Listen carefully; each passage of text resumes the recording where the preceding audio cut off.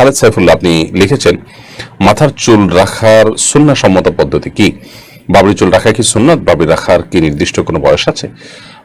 মাথার চুল রাখার সুন্নাহসম্মত পদ্ধতি হলো, সেটি তিন ভাবেই আমরা রাখবো, হয় জুম্মা, না লিম্মা, না হলে ওয়াফরা, কান পর্যন্ত, কাঁধ পর্যন্ত, অথবা কান পর্যন্ত, অথবা কাঁধের মাঝামাঝি পর্যন্ত, অথবা পুরা কাঁধ পর্যন্ত। তিন ভাবের যে কোনো এক ভাবে, অর্থাৎ তিনটা মাপের যে কোনো এক মাপে আমরা বড় করে চুল রাখবো, এটি হলো সুন্নাহ।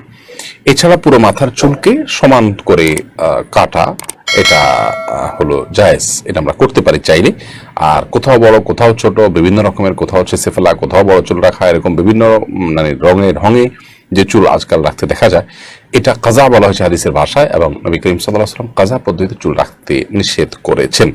আর বাবরি চুল রাখার জন্য নির্দিষ্ট কোনো বয়স নেই যে এই বয়সের আগে বাবরি চুল রাখা যাবে না, এমন কোনো কথা নেই।